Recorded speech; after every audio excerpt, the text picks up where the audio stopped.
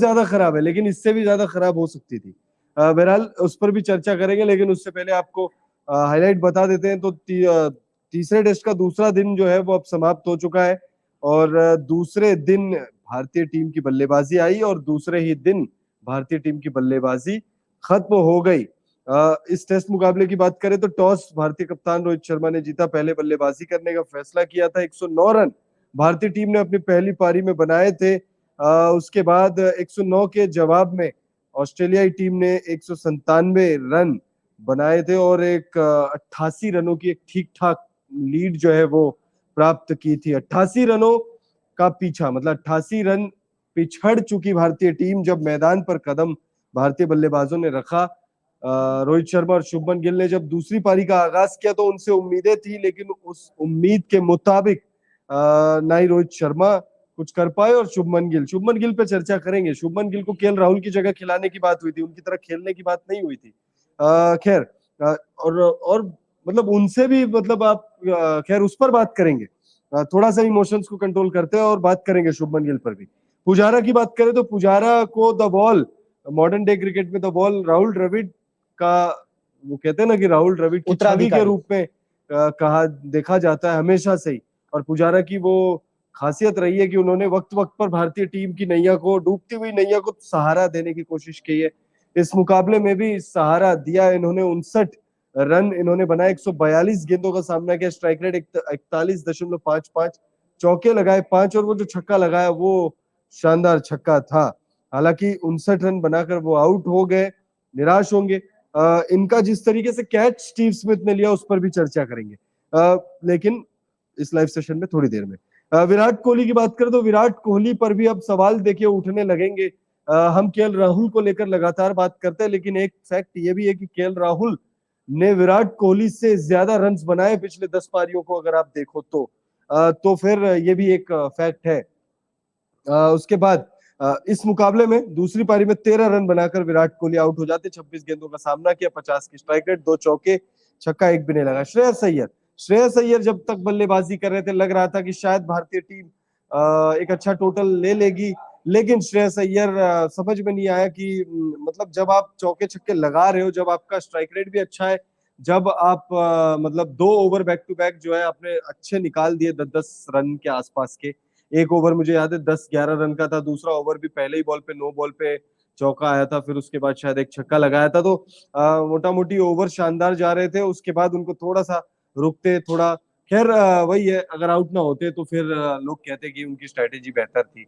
But Shreyas Iyer ने 26 run, थोड़ा सा होप जरूर दिया था। 27 गेंदों में 26 रनों की एक कैमियो उन्होंने खेली, 96.30 की स्ट्राइक रेट से 3 चौके 2 छक्के, मतलब 27 गेंदों में ही 3 चौके 2 छक्के लगा दिए थे उन्होंने। टेस्ट क्रिकेट में अमूमन ऐसा देखने को बहुत कम है, मिलता है लेकिन बहुत कम मिलता है। श्रीकर भरत की बात करें तो इनके पास बहुत बढ़िया अपॉर्चुनिटी थी, अपनी जगह जो है वो टीम इंडिया में पक्की कर सकते थे। देखिए अब इस सीरीज के बाद तो बहुत मुश्किल लग रहा है कि श्रीकर भरत को हम देख पाएंगे, मतलब देखेंगे, ऐसा नहीं है नहीं देखेंगे, लेकिन ऋषभ पंत जब पूरी तरह फिट हो जाएंगे, हालांकि उसमें भी वक्त लगेगा, तब तक ही है इनके पास मौका अपने आप को, अगर ये जमा ले भारतीय टीम में तो वो मजा आ जाएगा फिर इनके करियर के लिए। हमें तो क्या ही आएगा, हम तो खैर खुश होंगे अगर ये परफॉर्म करते हैं तो। 3 रन इन्होंने बनाए, 8 गेंदों का सामना किया। आज इनके पास अच्छा अपॉर्चुनिटी था, अपॉर्चुनिटी मिस कर गए। उसके बाद आगे बढ़ते हैं हम लोग अश्विन के पास। अश्विन को अक्षर पटेल से पहले बल्लेबाजी के लिए भेजा था, और जब उनको बल्लेबाजी के लिए भेजा तो उनसे आप खुद सोचिए कि अक्षर पटेल से पहले उनको बल्लेबाजी के लिए भेजा है। लेकिन अश्विन भी कुछ कमाल नहीं कर पाए। 28 गेंदों में 16 रनों की उन्होंने पारी खेली और 57.142 चौके। उमेश यादव 2 गेंदों का सामना उन्होंने किया, विकेट मतलब अपना जल्दी उन्होंने गवा दिया, छक्का मारने की कोशिश में ही उन्होंने अपना विकेट गवाया। और सिराज 7 गेंदों में खाता नहीं खोल पाए। भारतीय टीम 75 रन बना पाई है, 76 रन ऑस्ट्रेलिया को चाहिए। यश, क्या लगता है 76 रन? मेरे को लगता है ऑस्ट्रेलिया टीम के लिए बहुत ज्यादा इजी हो जाएगा, क्योंकि जिस तरीके से हमने पहली पारी में भी देखा, ऑस्ट्रेलिया टीम बहुत अच्छे से कल के दिन में बहुत अच्छा खेल रही थी। सिर्फ 2-3 विकेट्स ही मुझे लगता है कल के दिन में उनकी गई थी।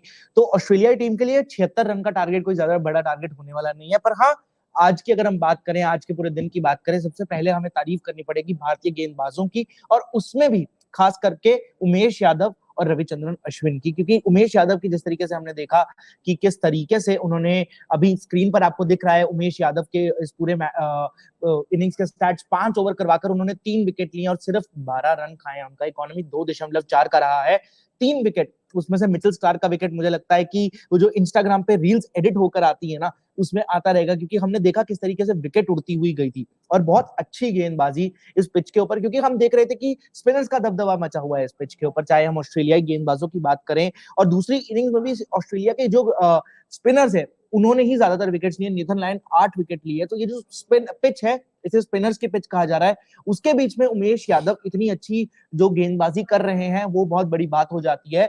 और उसी के साथ साथ अगर मैं बात करूं रविचंद्रन अश्विन की, रविचंद्रन अश्विन ने भी 3 विकेट लिया आज के दिन में। बहुत महत्वपूर्ण हो जाते हैं वो 3 विकेट, क्योंकि उन्होंने वो 3 विकेट नेथन लायन और हैंड्सकॉम और कैमरन ग्रीन की वो विकेट्स लिए हैं। तो कुछ इंपॉर्टेंट प्लेयर्स की उन्होंने विकेट्स लिए हैं, जिस तरीके से आप अपनी स्क्रीन पर देख पा रहे हैं। 20.3 ओवर करवाकर 3 विकेट लिए। ये पहली पारी में हमारे गेंदबाजों के आंकड़े, ये अश्विन ने 3 विकेट लिए। देखिए कल जब पहला दिन खत्म हुआ था तब सिर्फ रविंद्र जडेजा ने 4 विकेट हासिल किए थे। उसके बाद जब दूसरे दिन की शुरुआत हुई तो कुछ देर तो विकेट नहीं गिरे थे, लेकिन फिर उसके बाद अश्विन और उमेश यादव ने पूरा पासा पलट दिया। 3 विकेट अश्विन ने आज ही लिए हैं और आज ही उमेश यादव की लेकिन बहुत ज्यादा तारीफ करनी होगी, क्योंकि उस पिच पर इन्होंने विकेट लिया है। जी बिल्कुल। इकलौते रहे वो। उसके बाद मिचेल स्टार्क को 1 विकेट मिला। बिल्कुल। तो मतलब 3 विकेट उस पिच पर, जिस पिच पर अक्सर स्पिनर्स को मदद मिल रही है, लेकिन अक्सर पटेल विकेट नहीं ले पाए। ठीक है, स्पिनर्स को मदद मिल रही है। और फिर उसके बाद जो है उमेश यादव ने 5 ओवर गेंदबाजी करके ही 3 विकेट ले लिया। और ऐसा नहीं, पीटर हैंड्सकॉम्ब और कैमरन ग्रीन और नेथन लायन। तो आप खुद सोचिए करके कि कैमरन ग्रीन पीटर हैंड्सकॉम्ब की अगर जोड़ी अगर जम जाती तो 88 का वो शायद नहीं होता लीड भारतीय, मतलब ट्रेल। अच्छा, इसी सब में हम नेथन लायन की बात कर रहे हैं। नेथन लायन की हम बात करेंगे गेंदबाजी में। उन्होंने दूसरी इनिंग्स में, भारतीय की जो दूसरी इनिंग्स है, 8 विकेट नेथन लायन ने ली है। पूरी मतलब बैटिंग लाइनअप को नेथन लायन ने ही धराशायी कर दिया है, जिस तरीके से दिख रहा है। और ये जो 8 विकेट है, मतलब हर प्लेयर को इन्होंने स्ट्रगल करवाया, हर प्लेयर से इन्होंने मतलब आज पांव खड़े करवा दिया हर प्लेयर के। और भारतीय जो बल्लेबाजी है ना, बीच में लगा कि थोड़ा बहुत अच्छा खेल रही है, जिस तरह हम बात कर रहे थे पुजारा की, जिस तरह हम बात कर रहे थे श्रेयस अय्यर की, एक छोटा कैमियो रोल श्रेयस अय्यर ने भी प्ले किया, पर उनके अलावा किसी और बल्लेबाज की उतनी अच्छी बल्लेबाजी दिखी नहीं। और सवाल खड़े होना लाजमी है, क्योंकि हम शुरू से ही बात कर रहे हैं, केएल राहुल के ऊपर इतना प्रेशर बोला गया, केएल राहुल अच्छा नहीं खेल रहे हैं, फलाना ढिमका, तो केएल राहुल को बाहर कर दिया गया, उनकी जगह लाया गया शुभमन गिल को। 2 इनिंग्स हो गई है, चलिए एक बार के लिए हम ये भी मान सकते हैं कि आपकी 2 इनिंग्स है, अभी शुरुआत ही हुई है, आप उतना अच्छा नहीं अभी आपको स्टार्ट मिल पा रहा है, ठीक है। पर व्हाट अबाउट अदर प्लेयर्स? अगर हम विराट कोहली की भी बात कर रहे हैं, एक तरफ परफॉर्मेंस तो इनके लिए भी मैटर करती है ना, सिर्फ केएल राहुल के लिए ही की परफॉर्मेंस मैटर करती है, बाकी प्लेयर्स की परफॉर्मेंस के ऊपर भी तो सवाल उतने ही खड़े होने चाहिए। केएस भारत शुरू से ही खेल रहे हैं, मुझे लगता है तीनों टेस्ट मैचेस उन्होंने खेले हैं, कोई अच्छा स्कोर नहीं मार पाए हैं, कम से कम 5 पारियां हो गई हैं, उसके बाद केएस भारत के बल्ले से भी कोई अच्छा रन नहीं आया है। इस बारे में आप क्या कहेंगे? मैं क्या कहूंगा, मैं थोड़ा सा चिंतित हूं केएस भारत के करियर को लेकर, क्योंकि देखिए इनको मौका भी तब मिला है जब ऋषभ पंत मौजूद नहीं है। ऋषभ पंत अगर होते तो ये बैकअप में ही होते, हाँ, फिर ईशान किशन नहीं होते टीम में, ज्यादा से ज्यादा यही चेंज होता। लेकिन केएस भारत जो है वो डगआउट में बैठे होते, आराम से मौज कर रहे होते, लेकिन मैच नहीं खेल रहे होते। तो केएस भारत को मौका मिला, बड़ा लेट इनको अपने करियर में स्टार्ट करने का मौका मिला। और देखिए मानस लाबुशेन जो है, उन्होंने अपने करियर की स्टार्ट कर ली थी, लेकिन उसके बाद जो है वो ड्रॉप हो गए थे खराब प्रदर्शन के बाद, खराब प्रदर्शन की वजह से। लेकिन बाद में जब स्टीव स्मिथ एक मुकाबले में कंकशन इंजर्ड होते हैं, तब मानस लाबुशेन को मौका मिला दोबारा खेलने का, और फिर उस मुकाबले के बाद से मानस लाबुशेन ने पीछे मुड़कर नहीं देखा है। तो केएस भारत को भी खुद को मिले मौकों को भुनाना होगा, क्योंकि अगर केएस भारत अगर शानदार प्रदर्शन कर लेते तो फिर बड़ा मुश्किल हो जाएगा चयनकर्ताओं के लिए कि इनको बिठाना। लेकिन केएस भारत अगर परफॉर्म इसी तरीके से करेंगे तो ऋषभ पंत जैसे ही फिट हो जाएंगे वैसे ही इनका पत्ता कट जाएगा। क्योंकि भारतीय टीम में हम शुरू से देखते आ रहे हैं, एमएस धोनी को छोड़कर कोई भी विकेट कीपर उतना परमानेंट रहा नहीं है। नहीं, उसके बाद ऋषभ ऋषभ पंत पंत दिख रहे थे परमानेंट, बट अब ऑब्वियसली अनफॉर्चुनेटली उनके साथ वो जो एक्सीडेंट वाला हादसा हुआ। तो हम हिस्ट्री की अगर बात करें विकेट कीपर्स को लेकर, टीम इंडिया ने धोनी के अलावा स्ट्रगल ही किया है आज तक। तो उसमें आपको एक इतना बड़ी अपॉर्चुनिटी मिल रही है, जैसे कि आप अपने स्क्रीन पर भी देख पा रहे हैं।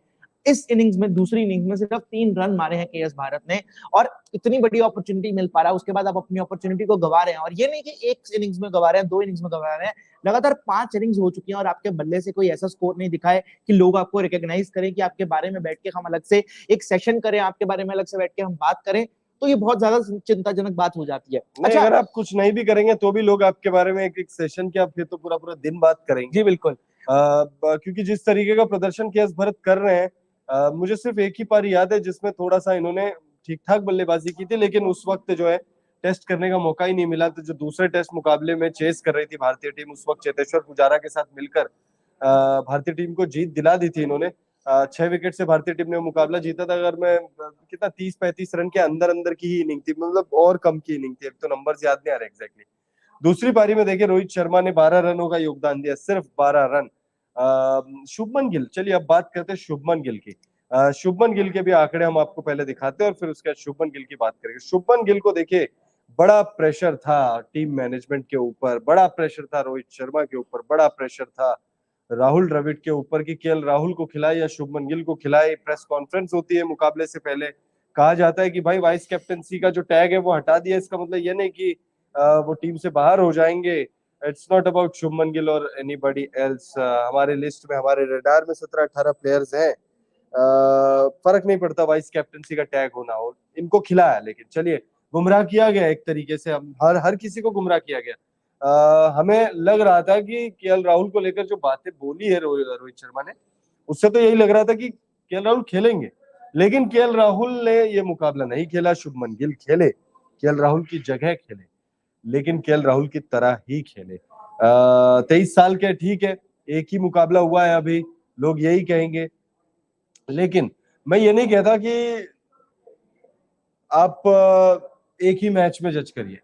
मैं ये कह रहा हूं कि भाई आप किस तरीके से आउट हो रहे हो। बिल्कुल, आपकी टीम 88 रन पीछे है, आपको भी पता है कि भाई, आपको मतलब दुनिया को पता है कि भाई पहला विकेट जो स्टार्ट दे देता है, वो स्टार्ट बहुत मैटर करता है। वो स्टार्ट, मतलब आप, जैसे हम डे 1 पे भी हम यही बात कर रहे थे कि रोहित शर्मा अगर जल्दी आउट ना होते, क्योंकि पहली पारी में रोहित शर्मा पहले आउट हुए थे, तो हम यही बात कर रहे थे कि रोहित शर्मा जल्दी आउट ना होते तो शायद 109 पर भारतीय टीम पहली पारी में ना सिमटती। शुभमन गिल किस तरीके से, मतलब क्या प्रूफ करना चाह रहे थे वो? जब बॉल घूम रही है, आप स्टेप आउट करके मतलब मारने, मतलब शॉट लगाने की कोशिश कर रहे हो। अभी अभी मैच स्टार्ट हुआ है, आपकी पारी शुरू हुई है, 5 रन पर आप खेल रहे हैं, 15 ही गेंदों का सामना किया है। पिच को समझिए, मिजाज समझिए, उसके बाद आप घुमाइए बॉल। चेतेश्वर पुजारा को भी हमने देखा चौके छक्के लगाते हुए। एक छक्का लगाया उन्होंने, वैसे चौके छक्के तो नहीं बोल सकते, एक ही 6 था उनके पारी में।